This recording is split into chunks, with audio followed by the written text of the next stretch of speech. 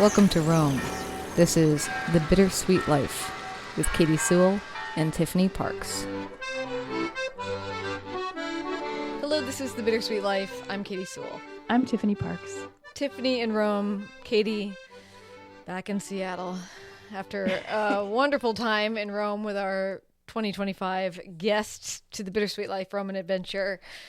I have just experienced the whiplash that is going from beautiful, sunny Rome, where I believe on the day before I left, it was a lovely, comfortable low 80s. Sun is shining, not a cloud in the sky.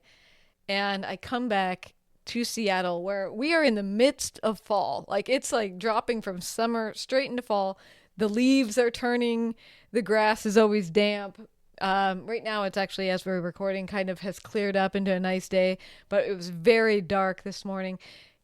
Weird enough, Tiffany, and I know that Rome and Seattle are not exactly on equal planes, but when I was leaving Rome, the sun would greet me every morning around, like, I don't know, I feel like a little bit around 6 a.m., somewhere like that. I'd throw open the windows and the sun would be coming up.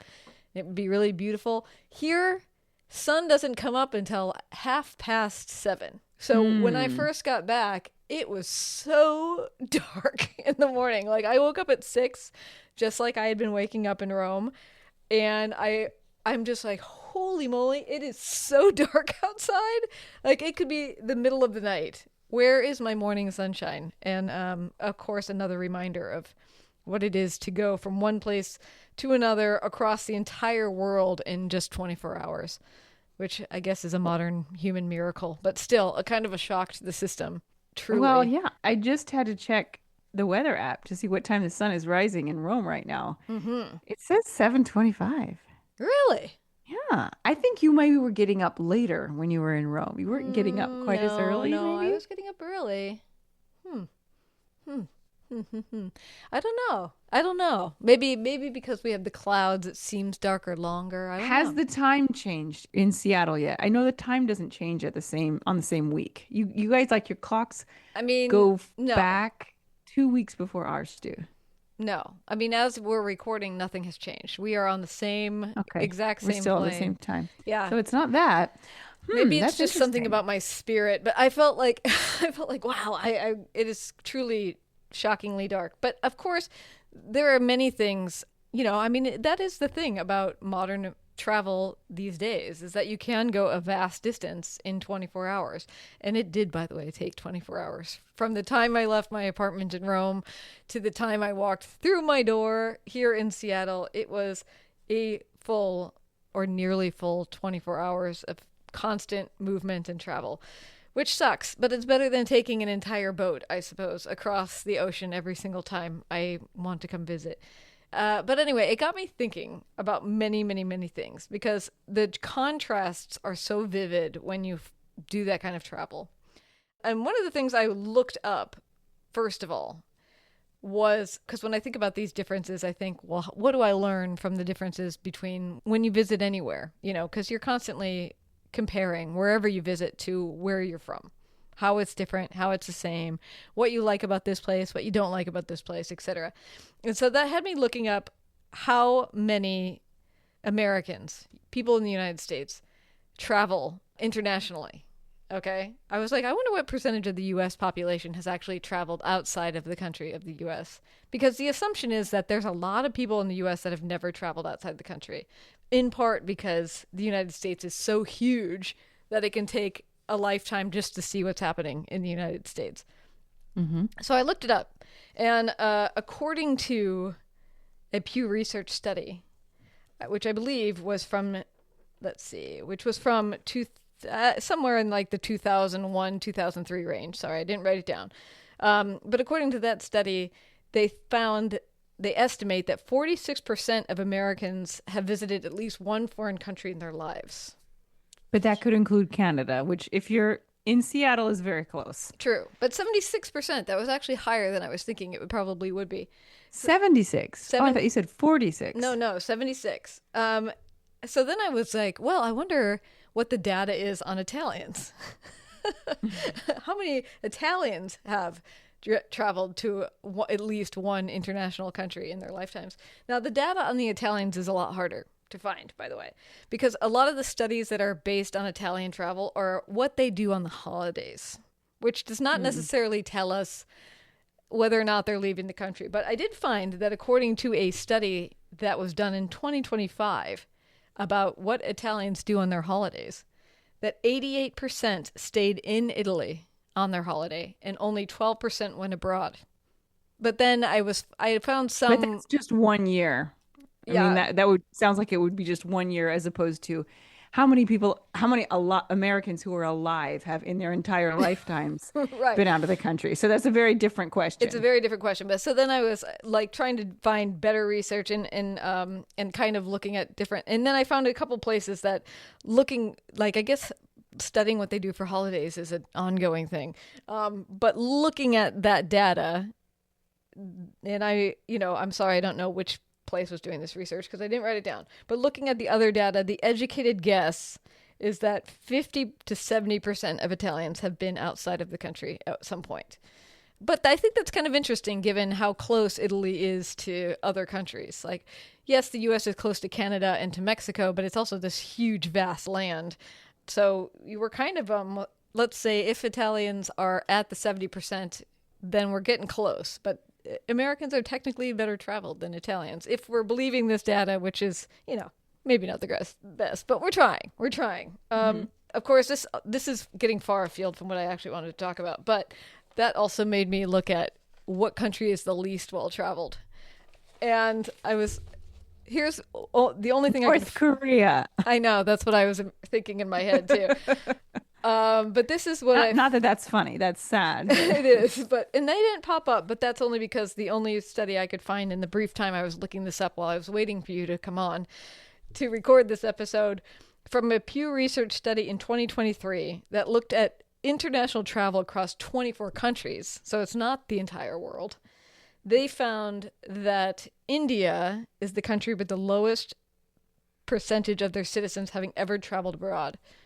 In that study, only about 3% of citizens said that they had traveled abroad. 3%. I That's know. so.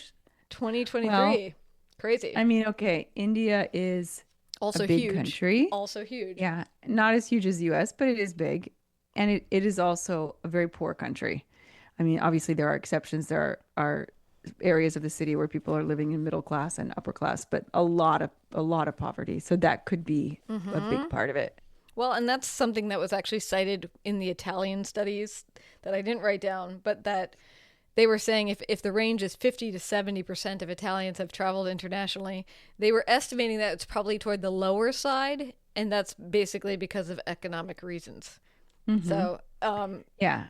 given that, and this ongoing study of what they do in their holidays, where most of them decide to stay in country. I mean, it's really true. I mean, I feel like Italians go, first of all, they stay in Italy. And secondly, they go back to the same places over and over and over and over again. Which And I I'm sure also there's, do, for the record. Totally. yeah, How many times have do I you? been to Rome now? Seriously. Yeah, but that's different because A, you live there And and now we I'm leading a always, tour there, of course. and now you lead a tour there every year. And I think that it's different when you go back to a place you've lived. It's not just a vacation. It's you're revisiting a part of the world that is, that has special meaning to you because you live there. So it's different. I wouldn't consider that. I mean, like, this is what I mean. You go to the same beach hotel in Puglia, the same hotel every year, like every third week in July. You and your family go to the same, like, all-inclusive resort that has everything included, that has the beach, that has the pool, that has the meals, that has the activities for the kids, and you just go there, and that's just what you do every year. I mean, there's nothing wrong with that. When we go to our favorite hotel in Austria, which we've been to twice now, we're always like, we just want to come back. I mean, we have this we have this sense of like we love it here so much that like I would come here every year for 1 week. I really, would. The Hmm. only thing that stops me from doing that, besides the fact that it's very expensive, um, Right. is that there are so many other places that I want to go. I So know. it's just not possible. But I do think there is something wonderful about finding a place you love and just being like, this is my place. I love it here. I know I'm going to have a good time. It's just not Hmm. me. It's just not something Yeah. that, I mean, I'm the kind of person, and Claudio gets on my case about this, where I'm like, I will be on vacation and I'll be in like an amazing place that I love and having a great time. And in my head, I'll be like, where should we go next? Like I'm already planning the next trip. Be here now, Tiffany. Exactly. I know. That's what he says. Well, I mean, I do think that here in the US, it's very common to like have a favorite place that you go also. And oftentimes it's like a family cabin or like, you always go to your grandparents' place or something like that. Um, but one of the things that's always highlighted to me and why I think there is a value in traveling internationally to a place that's like very different from your home is because I don't think you necessarily realize how things at home are unusual until you go somewhere else and see that other people are doing it a different way. I mean, I think one of the starkest examples that for whatever reason strikes me anew every single time I travel to Italy because like and not just Italy but other places too is that I guess I just keep noticing it every time I come back from one of our Roman adventures is how much you get into the airport back in the United States and how much people are yelling at you. Granted, there's a certain level of chaos in the Italian airport as well. But I don't feel like there's this like militant yelling at you where it's like, get on the train, the stops are this, this, this, this. There's always somebody who's like yelling instructions. And I'm just like, what?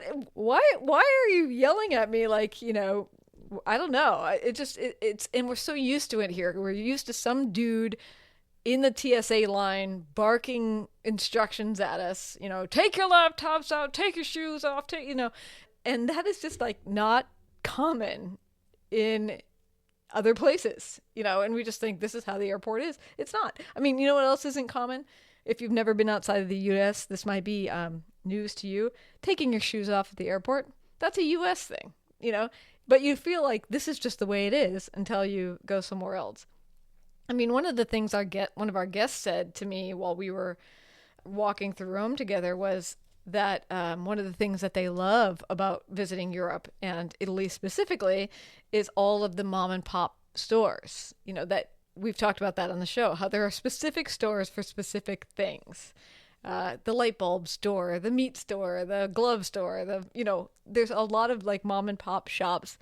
And we do have that here in the United States, but it's diffuse and it's replaced by Walmart and huge big box stores. We don't have a lot of that cutesy downtown. We do often have a cutesy downtown, but it's like relegated to these few blocks where there's a bunch of mom and pop shops and then the rest of it is circled by these giant enterprises. And you go out and it's not like Rome doesn't have an IKEA, but are you seeing it all the time? No, you have to like take the train way out to go see the IKEA. It's mostly Yes. mom and pop shops. And, it's slowly being replaced by, It's by kid slowly. stores and convenience shops. But even those are like tiny, you know. Yeah. They're Uh, tiny, but it is sad nevertheless. it's Every happening so for often sure. I'll be walking down the street and I'll walk past a place that I'm like, I know it's like it's a souvenir shop right now, but I know it was something else. And I sometimes I can remember what it was if it's a place that I used to go a lot. Sometimes I just can't remember what it was. But like there are so many kitschy, crappy souvenir shops and mini marts that bring nothing to the city. They're not necessary because there's always like you can always buy that stuff. It's literally everywhere. It's everywhere. It's everywhere. And it really makes me sad. But that's not what you're talking about. But Well, yes, for the most part, Rome does have more of those little mom and pop shops. It's just that it's becoming harder and harder for them to stay in business because the rents are going up so much. Most of those people do not own the shop. They own the business, but they don't own the physical building. So they have to pay rent and they're subject to rising rent costs. And fortunately, a lot of shops have closed for that reason. Well, and there's a lot, as we've talked about in past episodes, fewer locals are living in the center because for all those same reasons and Airbnb. You can make a lot of money from Airbnb, so why do you need a local glove store? Maybe you don't anymore. Exactly. Um, You're going to sell more souvenirs to all those people in their Airbnbs than you are going to sell, hats or gloves to people who live there. I mean, that's an entirely other topic we could talk about is if going back to what you were just saying, if you keep revisiting the same place over and over and over again, you watch over time how it changes. You see it from a day-to-day standpoint. I see it by year standpoint. But that said, I didn't even write this down as something to talk about today, but you know what is starkly different in Rome now from when I started going 11 years ago is back in the day, it used to be rare to see a parrot or a parakeet, whatever those birds are. They're these bright green birds, and they used to only be in parks or maybe like the arboretum. If there was a palm tree downtown, somehow they would have found their way to the palm tree. They were always in palm trees. But they were rare. Like sighting them was rare. Now they're flying around in flocks. They have completely changed the audio landscape of Rome from my perspective. Because, I think of things from an audio point of view. These birds are very screechy. And now there's like thousands of them. And so now it's become part of the landscape. I almost need to add it to our opening intro because there's that many Yeah. parrots now flying around, screeching. And that is just within the last couple years. That explosion was beginning when I moved there. But Hmm. now, I mean, it's kind of insane, actually. It used to be so rare to spot one of these parrots. And now it's like you can't not see them. They're like perhaps the most prolific bird you do see at this point. Well, I'm pretty sure that's still the pigeon. But Perhaps, yes, I perhaps. remember I remember being in Villa Pamphili when I one of my first years in Rome, 2004 or 2005, and I saw one in a tree and I zoomed way in on it in my little Canon digital camera and I took a picture of it because I'd never seen that bird before in Rome. Yeah, you're like, what is that?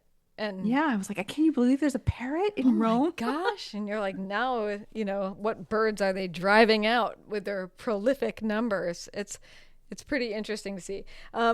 Okay, before we end though, there's a couple other things I want to talk about. Like if you're an Italian who's never been outside of the country before, you don't know how insane Italian drivers are. Like when you come to the US, California drivers aside, just kidding, just kidding. No, There don't. You're there's a not kidding. They're certain horrible. there's a They're horrible. certain orderliness to how people drive. A certain orderliness. That orderliness does not exist in Italy. They have an order. There is a rule to the road, certainly. But, it's what is considered normal if they were to go to other countries would be like, well, why are we driving like this? I mean, I have felt this way in other Asian countries too.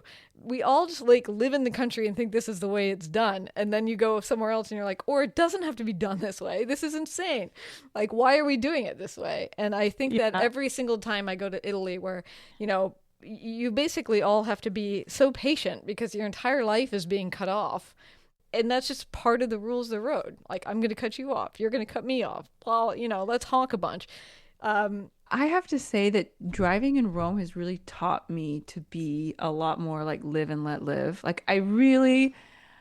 I have my moments when I get really frustrated. I'm not going to deny it, but so often, someone will be skirting that like emergency lane until the very last second and like cutting all the traffic. And you know that like the guy in front of you is going to let him in, yep, right? of course.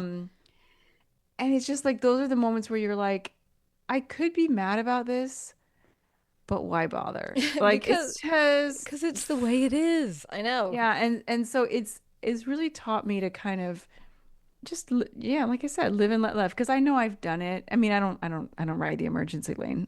I do have my standards. But I will maybe be in the other lane, the lane that's turning left, and I actually have to go right, and I'll go like as far as I can go if I'm in a real hurry. So I've done it. For sure. So I just kind of, whatever, it's not a big deal. Like No, what difference is it going to make in my life if I let this guy in? None. Zero. I know. And it's true. And I mean, but gosh, I have now realized that I have too much to talk about for this one this one episode.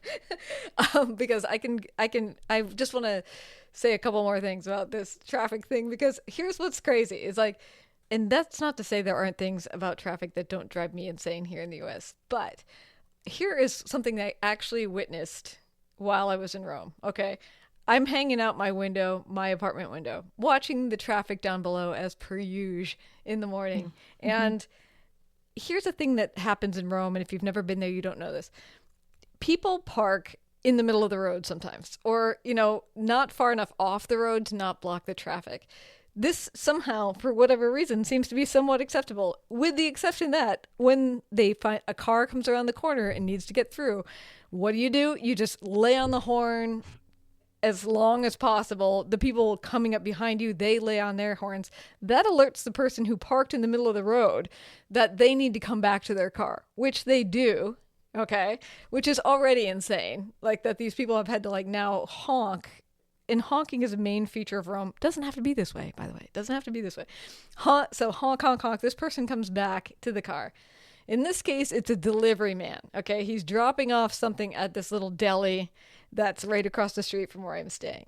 He gets back in his van, starts moving again. The traffic behind him is no doubt relieved. Now we're on the road again. Then this shop owner comes rushing out because, I don't know, he forgot something, he didn't sign a form, whatever reason. This man, not even letting the traffic that's been stuck behind him this whole time get past, stops again, not pulling off the road entirely, gets out, deals with this shop owner. Everybody behind him is honking, being like, move it along, move it along. And then finally, after God knows how long, they all move on. Okay. All of this is just to say, this does not need to be the way that it is. Well, it doesn't need to be, but you also have to consider the infrastructure of the roads in Rome.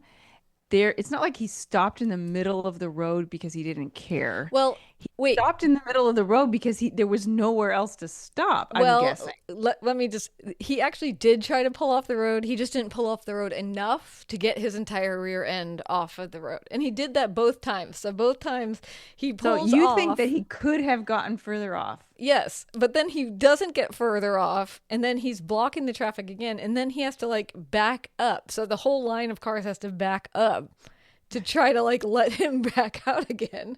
Both times, twice in a row. But I hear what you're saying, because there really is nowhere to park, and it's like not uncommon to see a car blocking three other cars in with a note on its dashboard that says, "Please call me if you need to move your car." But it's nuts, it's just Yeah, crazy.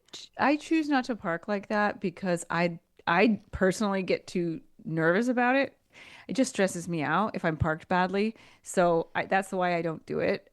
But I do get like if you're constantly in the center, especially as a delivery person, like my God, like you're constantly having to find places to park and there's nowhere to park. I can see, I'm not, I can see how it would happen.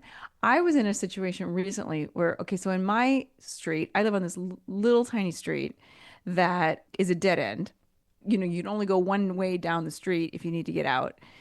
And there's technically no parking on the street, but there's no parking signs. So there's no parking like spots painted on. So technically it's not allowed, but it's not like a towing offense or something. Mm-hmm. So it's a two-way street, but usually cars park on both sides of the street. And when there are cars parked on both sides of the street, only one car can get by at a time. You cannot go two cars at a time, with the exception of one little tiny area that's like halfway down the road that's a little bit wider because there's like a trash area, like a Mm-hmm. glass recycling area. So like cars can sort of maneuver there. And so the kind of unwritten rule is if you're on the road, and it's very short, right? You're on the road and you're going towards the bigger road that's just beyond it, and somebody starts to pull in, if they see that you're already on the road, they'll wait for you. Mm-hmm. And I mean, I think I'm a pretty fair driver. If I'm about to pull into my street and I see that someone's already halfway down that street coming in the direction, I just wait, and I sometimes have to back up a little because I don't notice right away. And usually people do that for me. Whereas if I've already pulled in from, the larger outer street and I'm coming in and someone's pulling out of their garage, my garage, or is coming further down the street around the corner, since I was there first, they will generally wait for me. Yeah. And I was pulling out the other day. I happened to be with my mom when she was in town, and I was pulling out, and I was halfway down that street, past the little glass recycling area, so nowhere to pull over. And a woman was coming in, and she just started going straight towards me. And she's coming straight at me. I mean, she was going slow, but she was coming straight at me. And I'm just kind of like, I just kind of stop, and I'm like, what do you expect me to do? And she wasn't going She anywhere. expects you to back up to that She little. expected me to back up. And so I Exactly. back, That's. well, I back up a little. And I mean, I try to get to the point where, like, to show her, like, we can't fit. We can't both fit. And she's like, I can't remember what she said. I said, you could have waited, Mm-hmm. I was clearly already halfway down the road. And she's like, this is a two-way street. And I said, I mean, technically, but like, I don't really want to risk getting my car scratched up. And she goes, well, that's your problem, isn't it? Yeah, right. And I mean, I was just like speechless because I was just like, that's my problem. If you crash into my car, that's my problem. Like, I don't know. I mean, Anyway, I just, we all have these problems, but I mean, you see my larger point though is like wouldn't necessarily know if you've never been anywhere else that things are done in a different way. That this isn't just necessarily quote unquote normal. It's like normal for where you are, you know, yeah. and I that's mean, part of the value of it. yeah. I mean, I once talked to a French lady who said, she was parking. She was pulling out of her parallel parking spot. And she bumped the car in front of her. Not enough to like make damage, but she bumped the car in front of her and then she bumped the car behind her. And and and I said, "Oh, I lived in Switzerland for a while. And oh my gosh, they used to get so mad at me when I would bump their cars." And I said, "Well, in France, that's how you know you can't go any farther when you bump the car." see, there you go. I Yeah. mean, there's another thing that always strikes me because, Italy prides itself on its beauty and it is a very beautiful place. Uh, Rome is a very beautiful city from a built environment standpoint, but it's also incredibly common to just like litter all over the place. But what is this like national pride? And then you're like, leave your beer bottles and crap everywhere. Like it's kind of crazy. It's only because it's like common for people to litter, but it doesn't have to be this way. We don't need garbage men sweeping up people's litter every morning if people would just do something differently.